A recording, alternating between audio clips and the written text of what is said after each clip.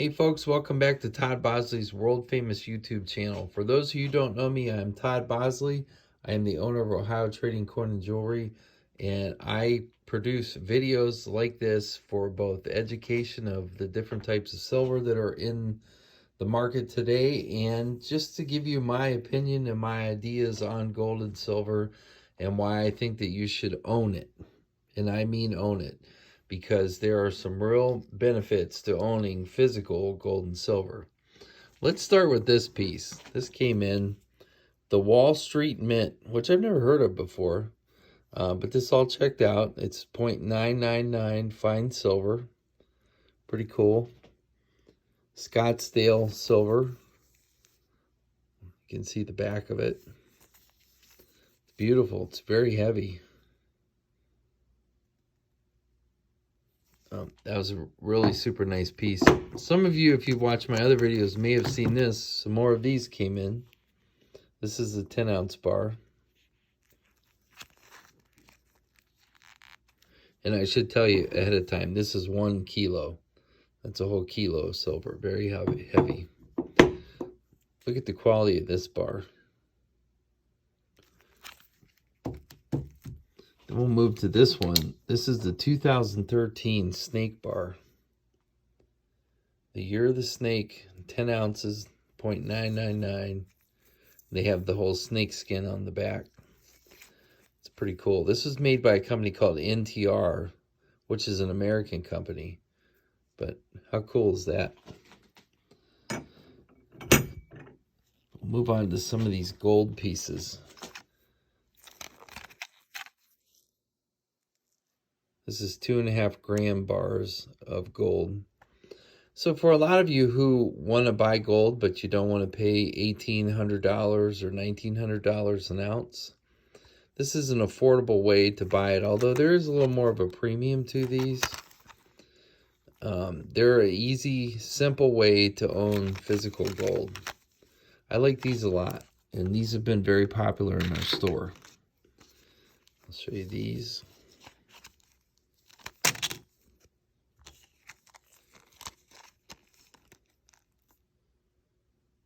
You can see right there, again, 2.5 grams. So for those of you who may not know, a gram of, or an ounce of gold contains 31.1 ounces. So this is just a fraction of that. Check these out. These are 1 ounce gold eagles. The back of those. By far, and I mean by far, the nicest 1 ounce gold coin I have ever seen is the Gold Eagle. No question about it.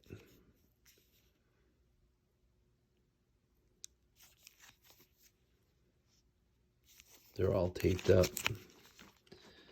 So I don't want to take them out, but just to give you an idea, here's one in a holder that came in.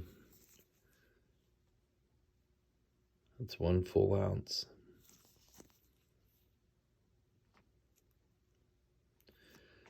So gold and silver is, very debated online.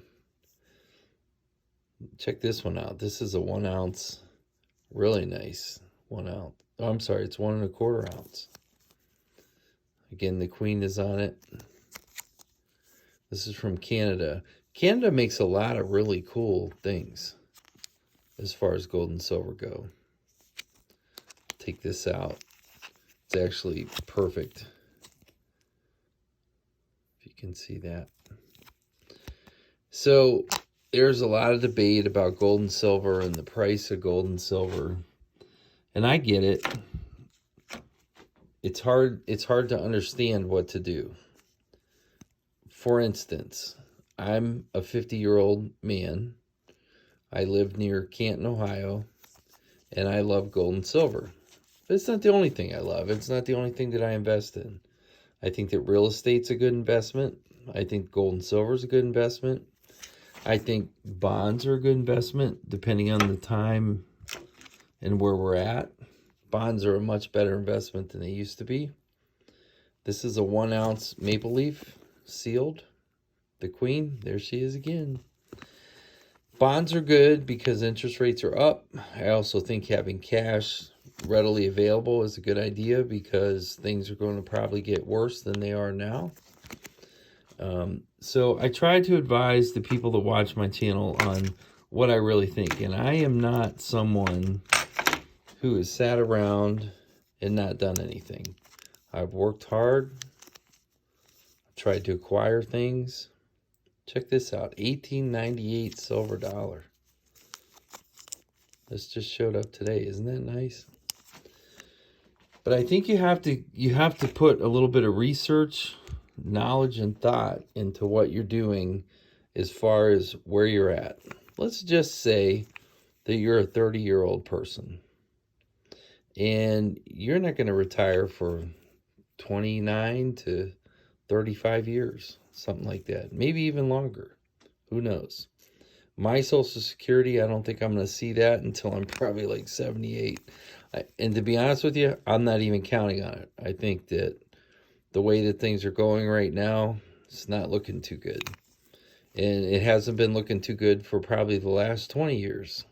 Here's a 2014 Australian koala bear.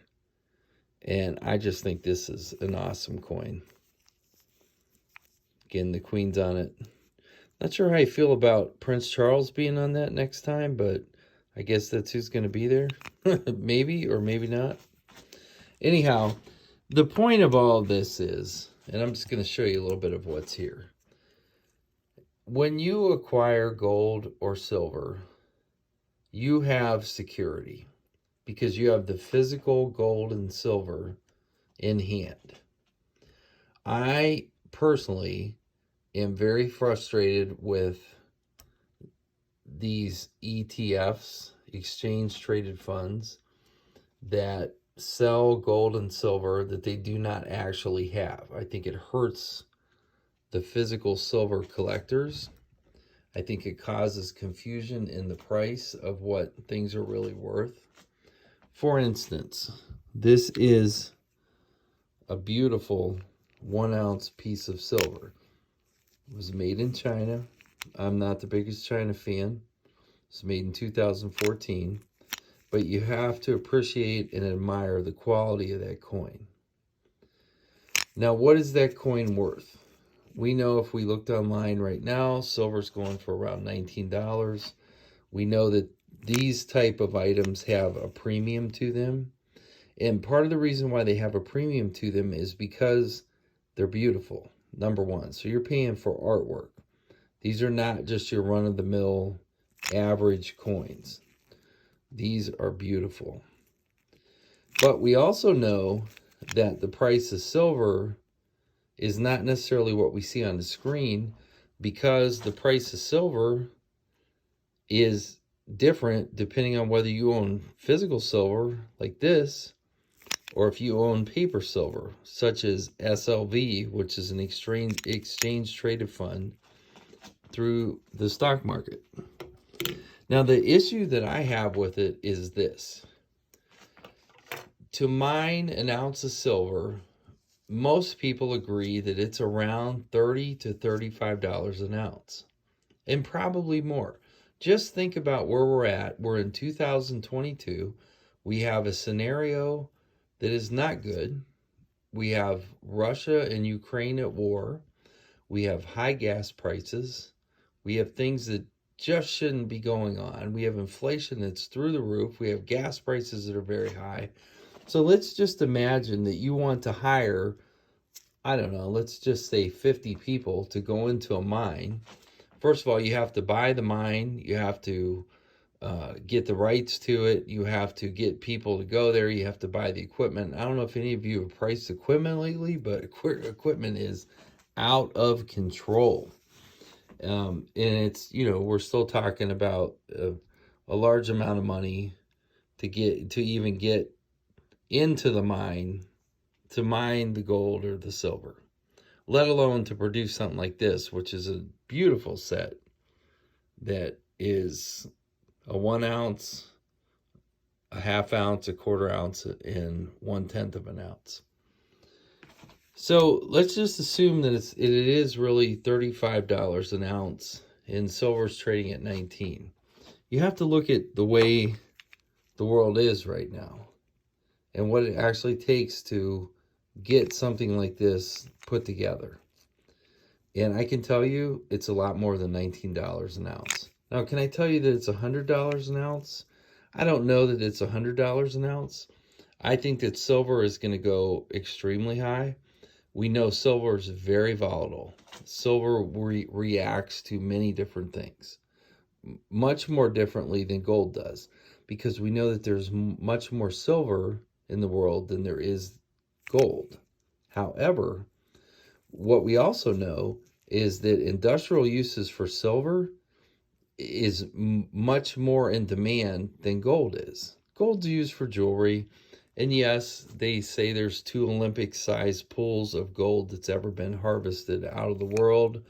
And silver, I'm just throwing a number out here, but it's like 1.7 million tons. However, when you're talking about electric cars and solar panels and all that kind of stuff, that's what you need silver for. You don't need gold for that. Silver is a conductor. Silver has a lot of medical uses. There's a lot of good things that can happen to it. But most importantly, the silver market is small. Relatively compared to most stocks and that kind of thing, there isn't a whole lot of silver overall. So silver can react, and it does react. It goes down fast, it goes up fast. I read an interesting article not too long ago where a guy said that if silver can obtain a price of $33 for more than 3 days, 50 is on the way, because it can go to that. And I believe that could happen. But let's just talk about you and I. Let's talk about somebody that's between 30 and 50 years old. They have 10 years at least of life left.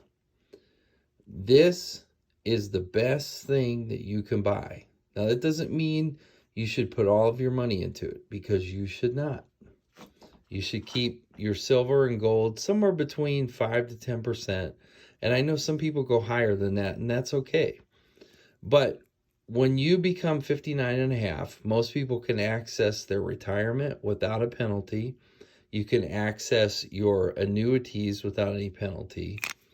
But you know what? If you have this hidden away in a closet, a cedar chest, or wherever you keep it, this is something, if you need $100, you take a few of them out and you sell them, and you will have the money that you need when you're older. And that's really how I look at all of this. Look at what's on the table. Now, a lot of this I'm going to sell. We sell it at our store. We have a location that's very popular. It's near Canton, Ohio, and people randomly walk in and buy and sell. I buy and sell throughout the country. But that isn't what I'm trying to talk about today. What I'm trying to talk about is your personal situation. Your personal situation is this. You may have a lot of money and you may not have a lot of money. But you know what? Right now, if you have $20, you can own a piece of silver. That piece of silver down the road could be worth $5, probably not likely, or it could be worth $50. It's hard to say. But when you start acquiring physical silver, you're acquiring your future. Because when you need money, you'll have money. What's a dollar bill going to be worth? I don't know. You don't know, I don't know. Everything is in turmoil. Things have been in turmoil since I've been born, it seems like. But one thing that I do know is that silver has always had a value, and it always will have a value. What we have to do is look at our life. And part of what I'm trying to do with my videos is to talk to you about getting in a better financial position. If you have children, your worry is never over. I thought for a very long time, I have 2 daughters, and I thought, man, as soon as they're 18, I don't have to worry about anything ever again. And I was so wrong. I actually think I worry about them more now than I used to worry about them.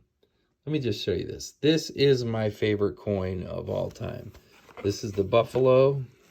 And I'm sorry about that, but I'll get the back of it there. This is the Buffalo Indian 1 ounce gold. I mean, what a beautiful piece. So I thought at one time in my life, as soon as my kids turned 18, I didn't have to worry about it anymore. I'd be all good. But I was so wrong. So wrong. You worry about everything all the time. There's a lot of pressure on everybody. Just being a person that lives in America, there are so many expectations, so many regulations. There's just tons of things that are on you. And sometimes the only joy that you can get in life is just collecting a few things. That's what I love about this. I think this stuff is just beautiful. I'm going to zoom in and just kind of show you all of the different things that are here. So number one, I like collecting it. But number two, and maybe most importantly, is that I believe these type of items will always be here for me. There will always be a market for them. So I can sell them at some point whenever I need money. If I need money, who knows? Everybody's financial situation is different.